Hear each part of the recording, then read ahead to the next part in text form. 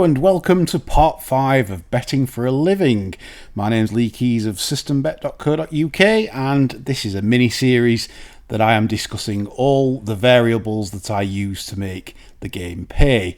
Last week we discussed about spotting the characteristics of horses, i.e. horses that essentially are herd animals and either do want to win or don't want to win.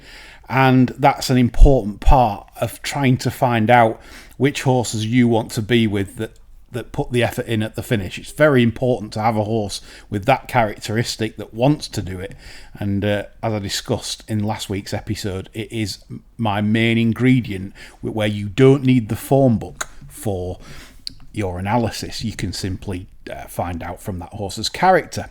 Now on to this week's show, and I wanted to discuss what I would consider the second most important variable that I use, and it's an obvious one, and that is ground.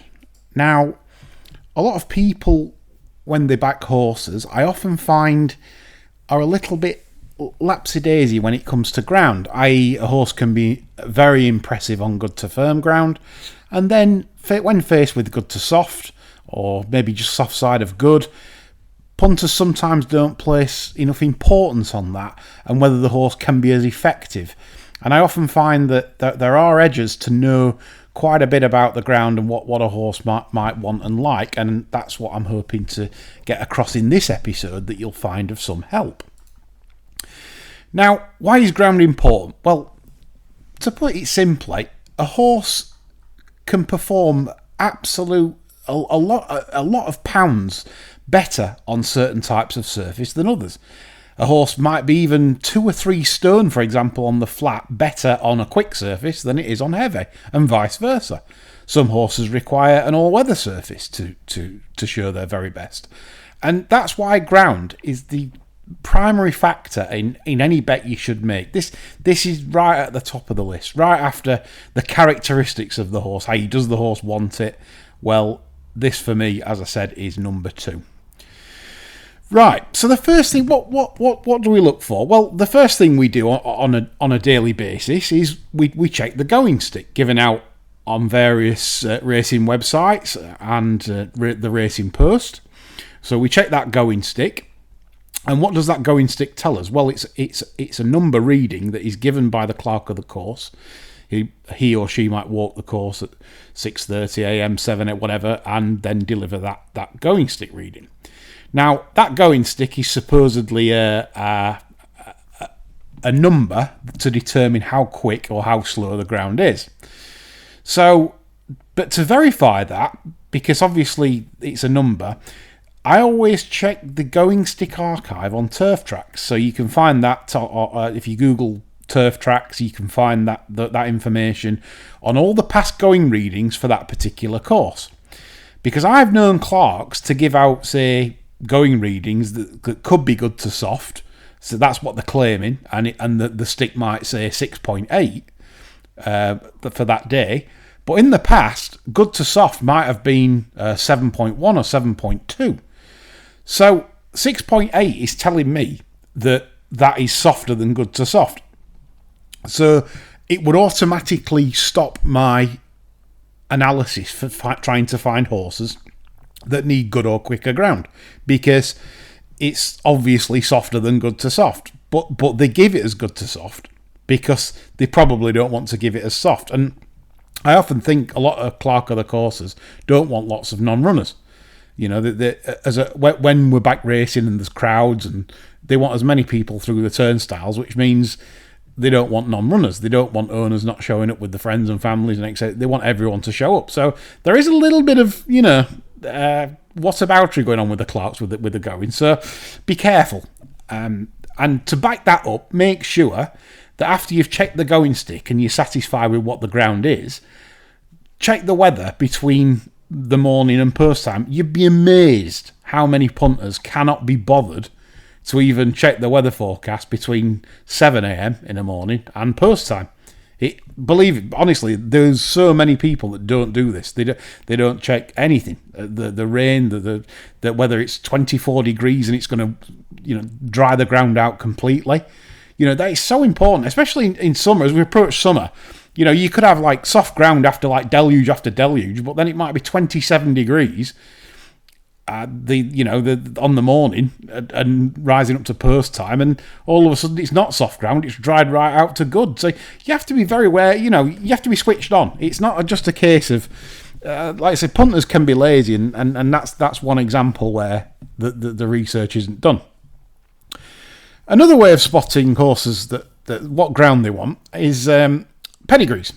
It's in the blood, so to speak. It goes in the family, i.e. it's what's come down from generations in the sire line, and on the mother's side, on the dam line. Now, I look for pedigrees that are suited to certain grounds. And for example, if you were to look on the sire side of pedigrees on heavy ground, then the likes of Arcano, Jeremy, and 60s Icon are sires that are particularly good on heavy ground.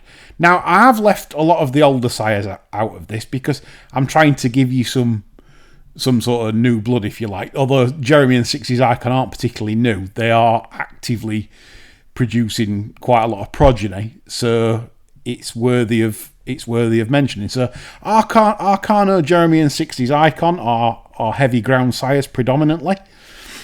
On the dam sires for heavy, the big two are Pivotal.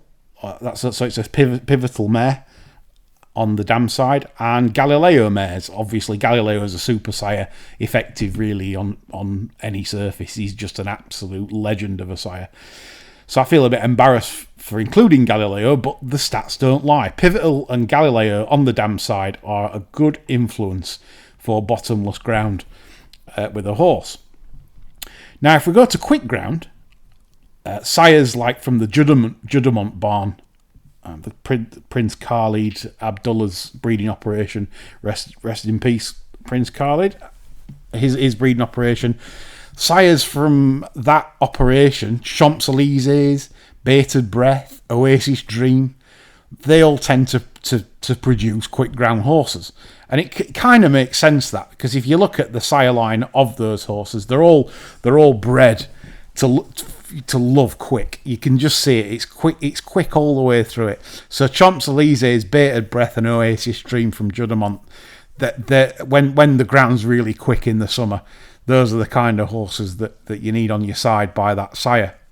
On the dam side, again, good influence for quick ground would be the likes of Beats Hollow, Shamadal, Cape Cross, all good influences for quick ground. Now, Shamadal is no more on the sire side.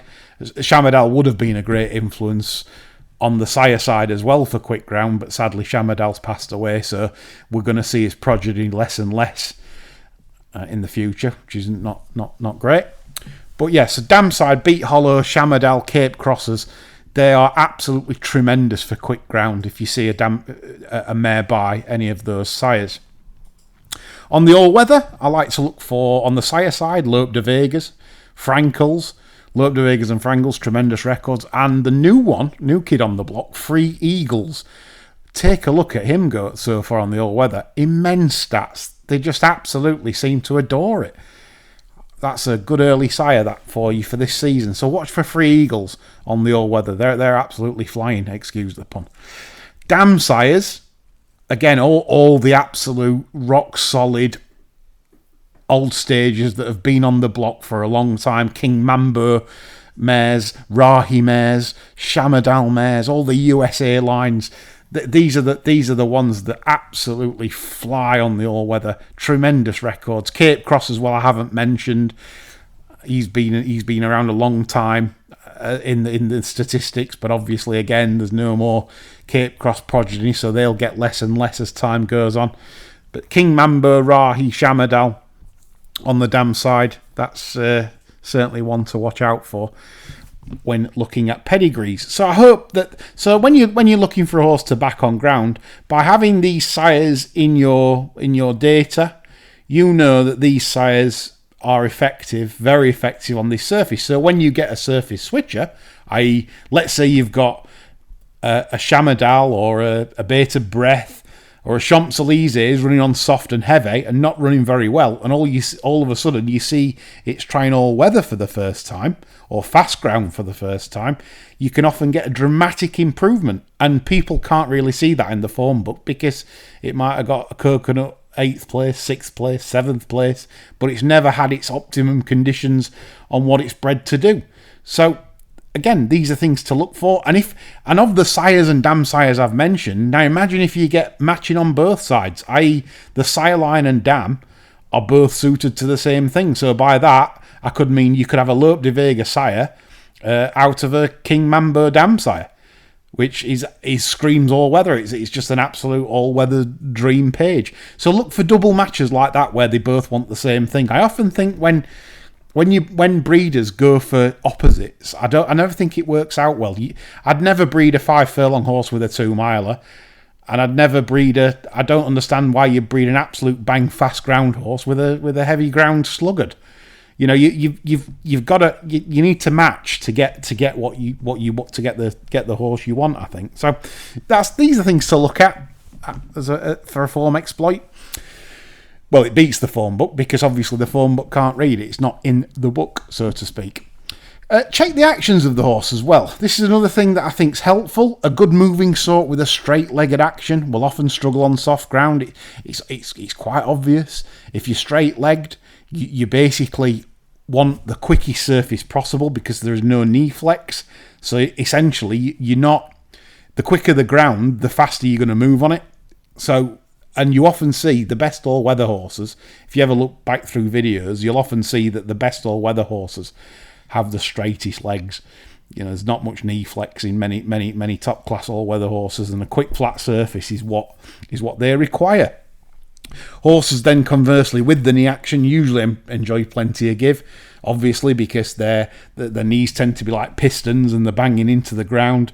So you don't want, and you know, you could see a horse with a big knee action getting jarred up if you're running on fast ground too often. So watch out for those horses and make notes of that of those types of horses, and think that'll be suited by the soft ground on the knee action. So again, some important tips there for what I do on a daily basis. Beware of false prophets, i.e. pundits and bad clerks, where they get the going stick wrong, but you can validate that by checking on turf tracks, as I pointed out earlier.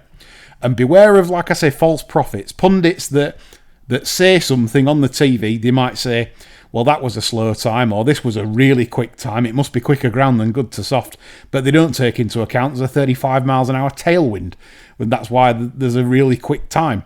You know, these are the things, and I've seen professional gamblers on Twitter actually say that some days. So even they're not taking into account the really heavy wind, and that's why the times are fast. So beware of false prophets. Again, like I said, ground is key. Ground is key to everything we do over a season. You haven't got the right ground for a horse, then it's no good. Of course, some horses are equally effective on all sorts of ground. That's what the art of study is, to work out if that horse is effective on the ground. If they're not, you're doomed. If they are, then you're fine. But that's what evaluation is. So, that's all from me on this episode. I hope it was helpful. I hope that you're going to gain something from the pedigree side of things and have something to go forward with this flat turf season and the all-weather season. Obviously, all-weather carries on all year. And I hope it was helpful. But as I say, that was my second most important variable that I use when betting for a living. I'll be back next week with part 6. Discussing another topic which I've yet to decide which variable it is. I think we're going to look at front end biases next week on tracks. So that is good, this, for working out where you want to back held up horses, where you want to back front running horses, and it'll be a really interesting episode for those of you that haven't introduced that style of things into your betting, because it is important. So that's all from me. I really hope you enjoyed this episode. Bye for now.